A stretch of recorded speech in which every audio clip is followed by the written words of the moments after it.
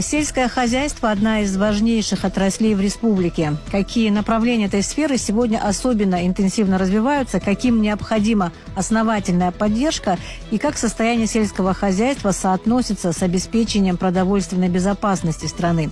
Будем говорить с заместителем министра сельского хозяйства Артушем Сарибикяном. Здравствуйте, Артуш Камович. Здравствуйте, добрый день. Итак, если говорить об основных направлениях работы Министерства сельского хозяйства Абхазии, особенно о тех, на которые делается упор сегодня, что бы вы назвали? Сегодня Министерство сельского хозяйства, вы знаете, мы все работаем по программе развития сельского хозяйства. Программа предусматривается 150 миллионов рублей. В основном мы работаем с соискателями проектов в наших селах. И это, конечно, достаточно, но и проектов очень много. Нам обратились очень много с проектами, и мы обеспечить всех не можем. Многих откладываем на следующий год. Те проекты сегодня, которые поданы в 2025 году, на 80% перенесены на 26-й. Мы сегодня выполняем оставшиеся проекты 23-24 годов.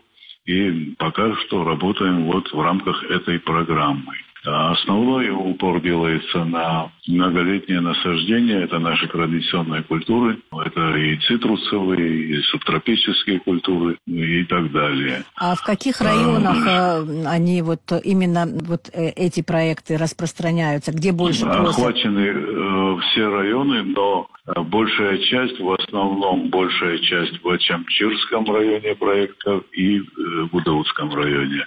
А так охвачены все районы. К сожалению, все села пока не можем охватить, но в Ачамчирском районе в этом году, в принципе, все села почти охвачены. Хотя бы в селе один проект есть. Вот так вот. Прям в каждом селе в Абхазии? Да, в каждом селе в Абхазии мы просто не можем осилить в связи с недостаточностью финансовых средств. Какие еще направления именно в рамках этой программы сейчас развиваются? Программа предусматривает все направления.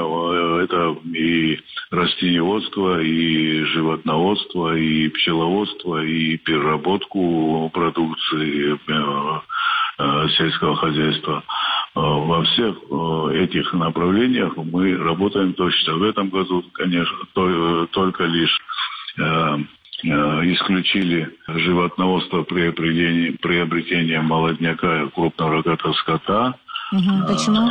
В связи с тем, что у нас был неудачный опыт. Первый раз мы завезли из Татарстана, в принципе, а последующие годы получилось закуп на месте производили, и тут развития никакого нету. С одного соседа покупает, с одного села в другое переходит, и тут и породный состав, и омоложение, и другое, третье, эти вопросы исключаются, поэтому мы приостановили до лучших времен, когда будут проработаны вопросы поставки, улучшения породы и так далее, и так далее. В этом году по животноводству мы не работаем.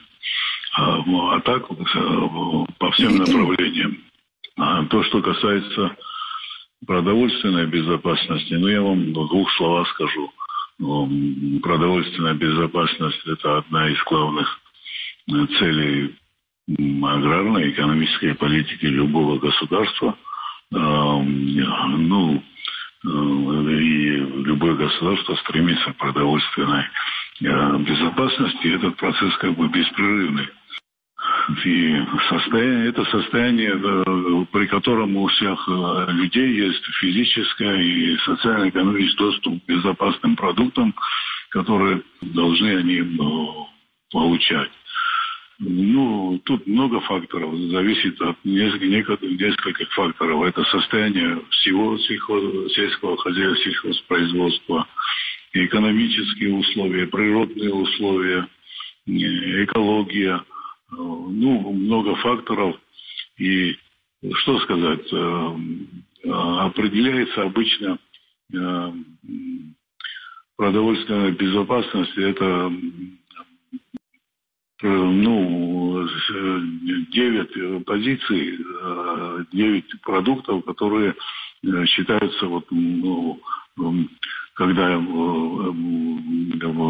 с помощью экспорта и своего производства эти продукты в достаточном количестве находятся, то продовольственная безопасность достигается.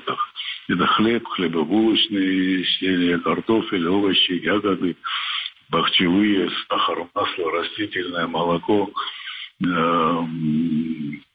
молочные продукты, мясо, мясопродукты, яйца. Вот приблизительный перечень тех продуктов, которые должны быть доступны населению. Понятно, что у нас много чего не производится, но кое-что, конечно же, есть. Но скажите, пожалуйста, достаточно ли объемы и как у нас выправить, скажем, ситуацию, потому что говорить, что нужна продовольственная безопасность, мы говорим уже давно, но обеспечивается ли она, приближаемся ли мы вообще к этому пониманию? Я думаю, вряд ли, потому что крупные государства, даже Российская Федерация, полной продовольственной безопасности не имеет на данный момент. У нас в основном мы покрываем всю потребность по импорту и своего производства, хотя бы если было бы на 50, 60, 70%, то это можно было сказать, что в хорошем состоянии у нас, идем, мы растем, но мы вряд ли можем похвалиться тем, что у нас производятся эти продукты первой необходимости. Производятся в сельском А сколько хозяйстве. процентов у нас? Вот вы назвали цифру, а сколько у нас есть? Трудно не сказать, 0 же процентов? Нет, не 0, но получается мизерные проценты, скорее всего, потому что это по хлебобулочным, ясно, у нас может тут кукуруза, знаете, более такой, но из года в год мы видим, вот в этом году у нас спашка 800 гектаров по сравнению с прошлым годом меньше на 200 гектаров, грубо говоря. Так, сокращаются площадя обрабатываемые, и, естественно, даже те традиционные культуры, которые у нас, это там кукуруза, фасоль и так далее, они тоже покрываются за счет импорта. Поэтому надо в этом вопросе работать и за сельским хозяйством заняться. Сейчас буквально 17-го было совещание, президент Бадыр Зурович Гумба дал задание районам совместно с Министерством сельского хозяйства, чтобы проработать по сельхозугодиям, где мы можем нарастить. И будем заниматься, я думаю, это к тому, что эти вопросы мы определим, если у нас сельхозугодия.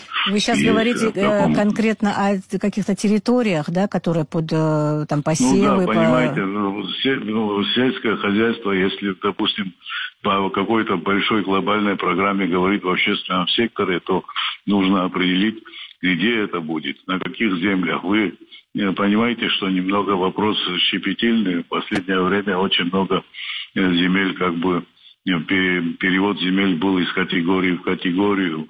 Сейчас трудно с этим, поэтому задание, чтобы определить, где, а впоследствии, естественно, будут проведены анализы почв, определены, что на этих землях можно производить, и, скорее всего, на 26-й год, я так, во всяком случае, предполагаю или думаю, что будут создаваться ведомственные программы, а может и более в стратегическом плане.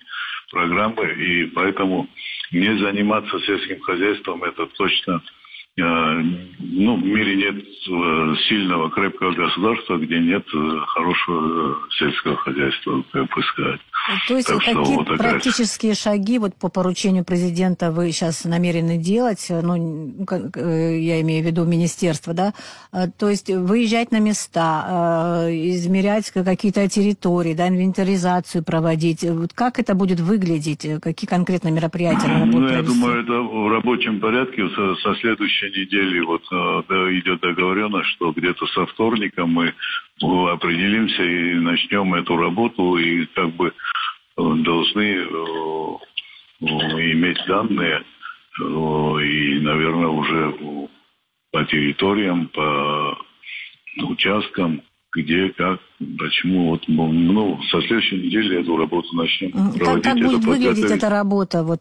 Что конкретно будет? Я не могу сказать, пока это в процессе только лишь сейчас было поручение. Да? Сейчас решение, это в ближайшие дни. Сейчас, наверное, будем встречаться и будем обговаривать, как и в каком направлении мы это будем реализовывать. А есть видение того, как увеличатся площади, да, допустим, под сельское хозяйство, да, земли будут переведены под сельское хозяйство. И есть ли видение того, сколько необходимо хотя бы для, скажем так, обеспечения каких-то минимальных там запасов, я имею в виду с точки зрения продовольственной безопасности, да? Вы понимаете, в земельном балансе у нас есть земельный баланс. Там у нас 200 тысяч гектаров сельхозугодий. Мы должны это все по факту посмотреть. Это, вы понимаете, не занимались и сейчас, когда подтвердим, если у нас есть 200 тысяч земельных угодий сельхозназначения, то от этого и можно уже как бы отталкиваться и дальше строить программу. Если их нет, значит, надо доложить, что так земли находятся, во-первых, очень много земель запущенных. Вы знаете, за эти годы они поросли порослью, и деревья выросли. Определенно вводить в оборот эти земли, тоже трудоемкий процесс. Труд и финансово затратно, наверное. Да, финансово затратно, да.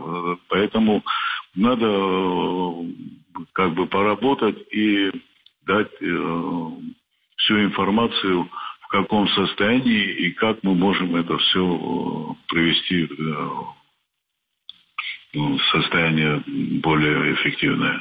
Скажите, а то, что работает, программа, да, развития сельского хозяйства, а стратегия, допустим, вообще стратегическая ситуация, да, как ее развивать, эту отрасль, это одно с другим сочетается, то есть эта программа входит в эту стратегию, стратегия, которая, может быть, она не оформлена, но, может быть, имеет уже какие-то очертания. Как вы считаете, помогает эта программа, тормозит и так далее? Да, эта программа, естественно, помогает, естественно, тут очень много факторов, это ведь мелкие проекты, но они как бы на селе сегодня тех людей, которые хотят заниматься, закрепляет. Они ведь, если осуществляют какие-то проекты, они ведь там дальше его ведут по уходу, по этим всем делам. Это, естественно, имеет положительный результат. Нам надо к селу обратиться, чтобы люди села не... Вы знаете эту тенденцию, что многие из сел едут... в города, понятно. В города, другие отрасля, где быстрый эффект. Поэтому, я думаю, наша задача в Минсельхоза, в лице государства, вернуться как бы в село и как бы привлекать и специалистов, и молодежь, чтобы не уезжала села. В этом много очень факторов. Село – это главный вопрос, и поэтому Кстати, говорили на совещании, говорили ли о такой отрасли, как пчеловодство? Несколько лет уже кризис длится в этой сфере, да? Что сейчас меняется? Есть ли какие-то новые подходы? Вообще говорили об этой отрасли? Здесь рабочая группа была создана, которая в режиме видеосвязи общалась с пчеловодами Башкортостана, и заинтересованные лица. Разговор был о выращивании пчелосемей и пчелопакетов на территории Абхазии, именно нашей пчелы-абхазянки, и чтобы она уходила в Российскую Федерацию, они готовы под это дело профинансировать, и готовы ли наши пчеловоды. Вот этот вопрос обсуждался, и, скорее всего, в этом направлении будет, наверное, соглашение какое-то. А между кем и кем? Кто будет подписывать соглашение? Минсельхозы будут или какие-то предприятия? Минсельхоз с Минсельхозом Башкортостана будет подписывать соглашение. К этому идет, во всяком случае, рабочая группа сегодня провела это совещание, и в дальнейшем они еще будут прорабатывать вопросы. Вот такое есть начало, А то, что касается продукции, там немного нет заинтересованности, там немного труднее, чтобы продукцию возили. Вот они хотят развить выращивание пчелосемей и пчелопакетов для экспорта нами в Российскую Федерацию. То есть этим кто будут здесь заниматься? Наши пчеловоды? Наши пчеловоды. Они будут эти пакеты выращивать и передавать туда? Они объявили, что 10 тысяч пакетов. Наши пчеловоды сказали, мы буквально сейчас можем до 5 тысяч. Готовы. Был конструктивный разговор, и наши подтвердили, что мы можем это все, если будет соответствующее финансирование и так далее. Угу. Это почему заинтересовало башкирский Минсельхоз? Именно дело в характеристиках абхазской пчелы или что? Башкирия является лидером пчеловодства. Это понятно. Я имею в виду, почему именно абхазянка заинтересована? Видать, им дано задание, и тут речь идет о нашей пчеле и пчелопакетов. Они, скорее всего, это не в Башкирию повезут, а это распространение здесь, на Северном Кавказе. Она, наша пчела, уникальна. Вот в этом ракурсе. Это они мыслят просто... В Башкирии дано поручение в том, чтобы они более сведущие в этих вопросах, чтобы связались и проработали этот вопрос.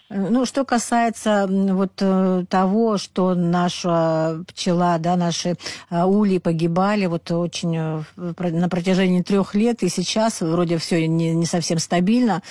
Насколько с этой проблемой справляется сейчас отрасль? Вы понимаете, тут есть много факторов. Есть кто-то завозит другую какую-то пчелу, кто продает. Вот эти моменты тоже обсуждались, и надо исключить все те моменты. Даже были там намерения, мол, мы завезем свою пчелу, здесь размножим, потом вывезем, но мы однозначно, было там на совещании сказано, что ее изолировать невозможно, и эти вопросы мы не будем даже об этом говорить. Поэтому тут исключительно было сказано о нашей пчеле. Понятно, хорошо. Да, я поняла вашу мысль. Скажите, а когда это соглашение примерно, какие сроки будут подписаны? Это сегодня это первое было сегодня контакт, первый контакт. По этой теме, Впоследствии, это все еще будет прорабатываться.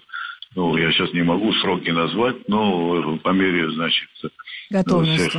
Ну, да, готовность есть. И вроде бы и та сторона тоже с пониманием отнеслась.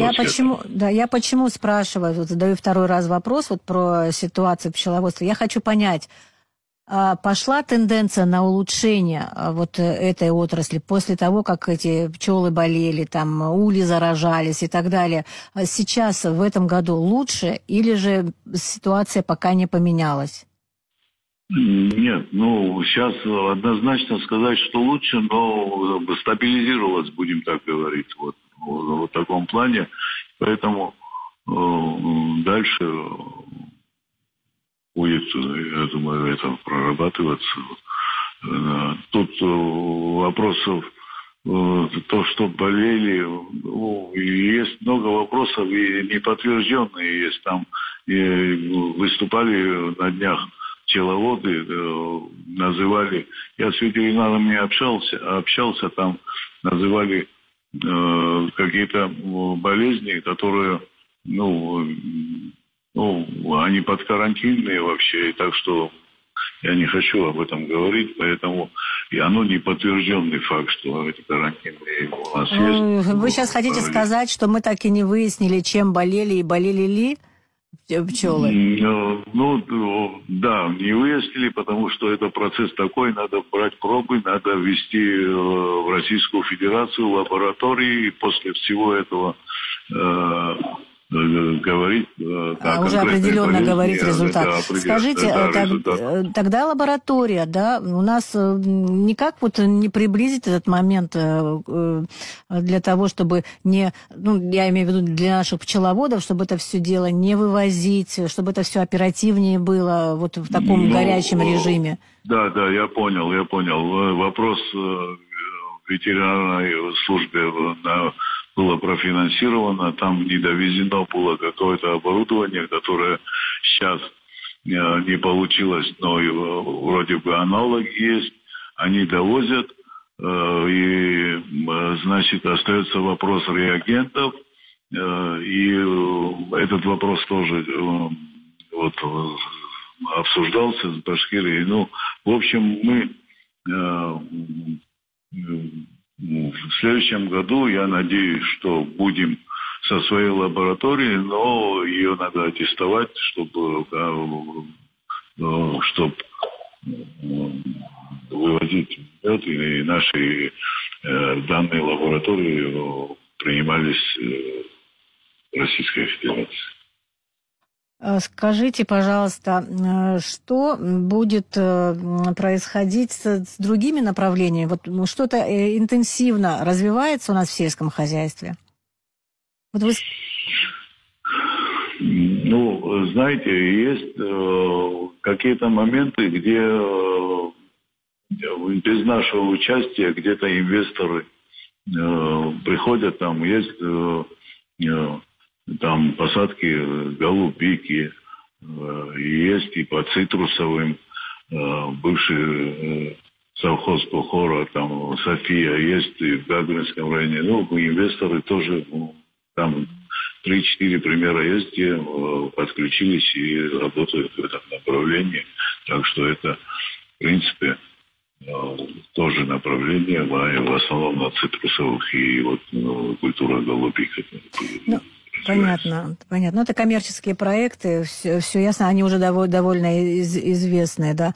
А вот вы говорили вот сейчас о животноводстве, мы, упомянули, этот момент, что сейчас отказались от этих проектов. Скажите, а вот в Лабре, что молочный завод строится, какое-то отношение Минсельхоз наш, к этому проекту имеет? Я сейчас не имею финансовую часть, я знаю, что это по льготному кредитованию проект проходит. Какое-то отношение... Я буквально на днях был там на этом предприятии, там оно сегодня на 60% финансовые средства освоены. Обещают, что к осени он будет в полной готовности. Предприятие, изменится ситуация в том смысле на нашем рынке молочной продукции. Вкупе с заводом молочным Сухумским, они уже это приятно, что будет То наша есть Сухумский продукция. тоже заработает? Да, и наша продукция, и тут уже вопросы, допустим, там завоза, вопросы там с просроченной продукцией, молочной продукции, вы понимаете, что вот эти вопросы уже как бы легче будет контролировать, и по качеству тоже легче будет контролировать. Что касается сырья, вот вы сказали, это не стоит животноводство развивать, но сырье же тоже будет завозиться? Да, сырье на данном этапе завозное сырье. А в перспективе?